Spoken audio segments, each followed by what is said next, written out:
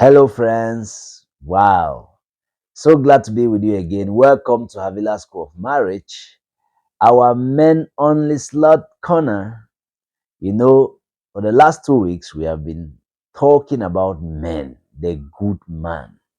And we began by introducing and giving the rationale about it. And last week, we began with the characteristics of a good man. And we spoke about one very important aspect in life that people don't really know. A good man brings good news. And we took time to clear your minds on what good news is all about and what bad news is all about. And today we are going to continue. And I assure you it's a very interesting series. Today we are talking about what? A good man takes responsibility of his actions. Wow, this is so interesting. So interesting. So, one thing I want you to know today, contrary to what many people think, is that a good man is not necessarily somebody that does good all the times. We are humans and we are liable to errors too. But how do we react faced with error or faced with situations? That is when it will be determined whether we are good men or not. And this series is to turn us into good men. Wow. So wonderful. So, we are going to see some examples of men and what they did. And that will tell us whether they acted well as good men or as bad men. But our objective is that we end up being good men. Wow. So we'll begin with the good men. We'll start with one of our famous men in the Bible, King David. Wow.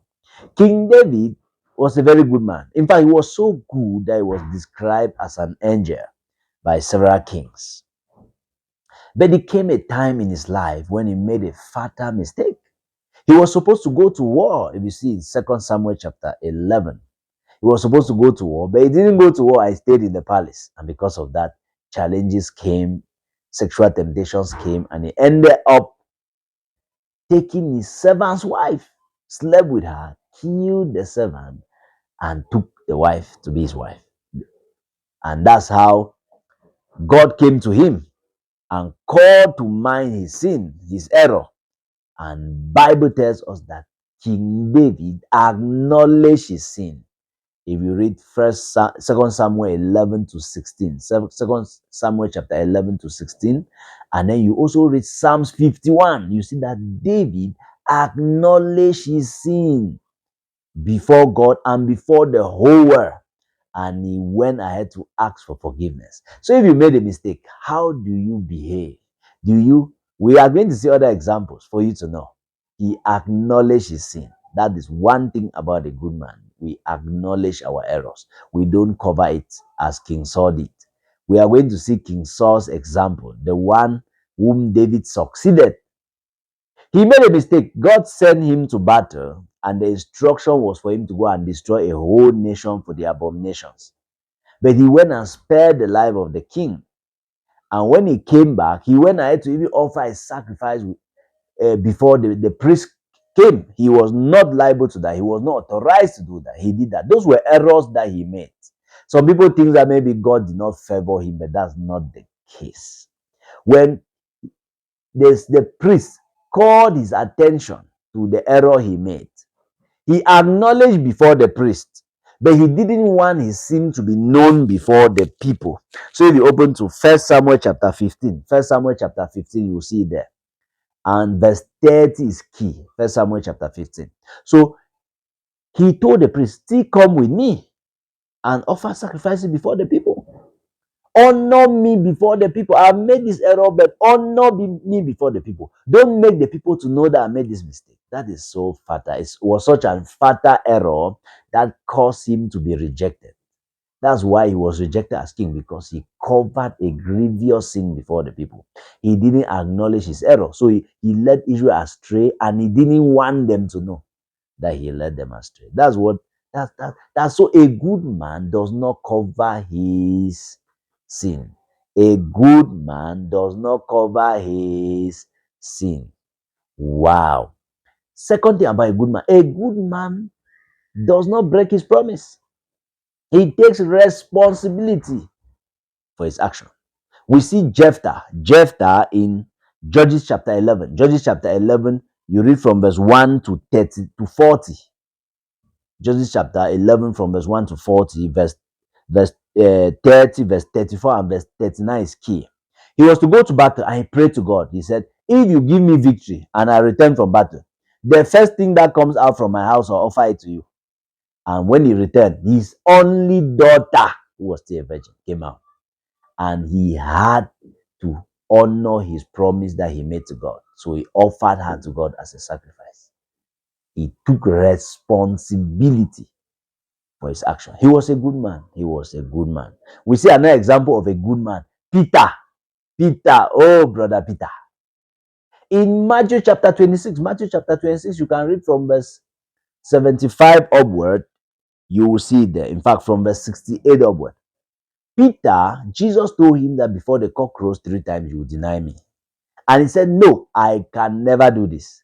And it happened. He actually denied Jesus when they arrested Jesus.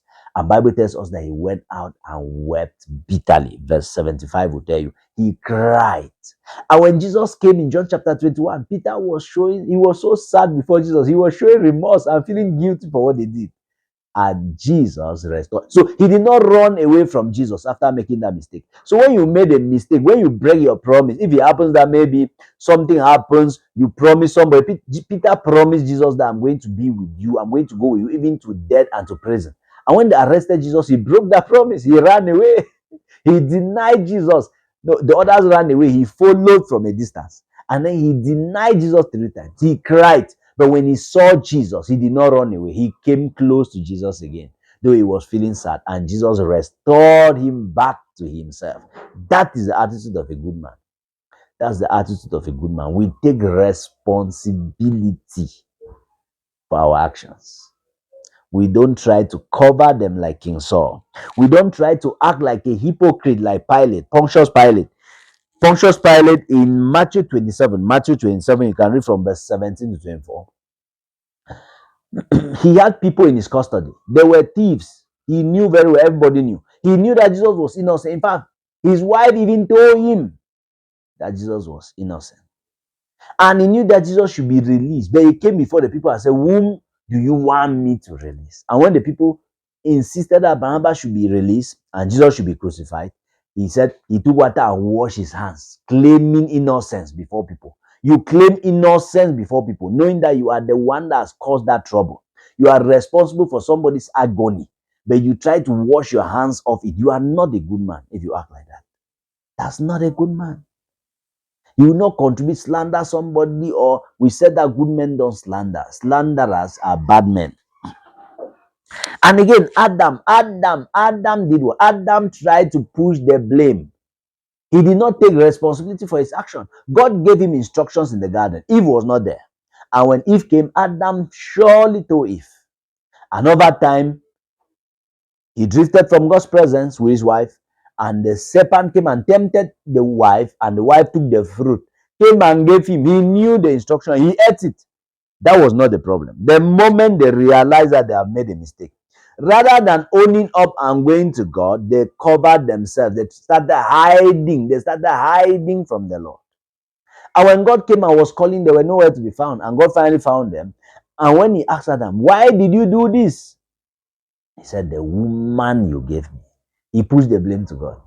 The woman you gave me caused me to eat it. And God had to just clothe them with barks of trees and drove them out of the garden.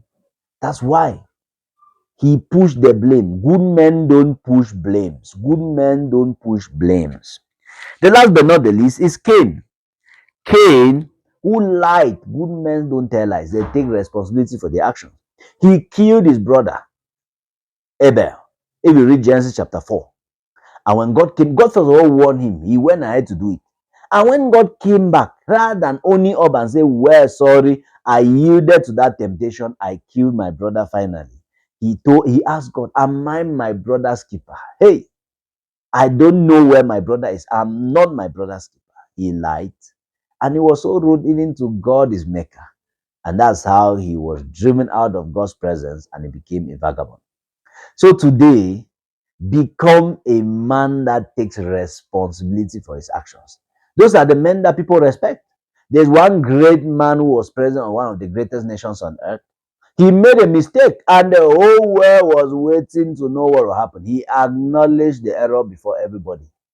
And the wife came and defended him. Wow, this is so good. Sometimes we see them as the wicked ones, but those are the ones that even please God.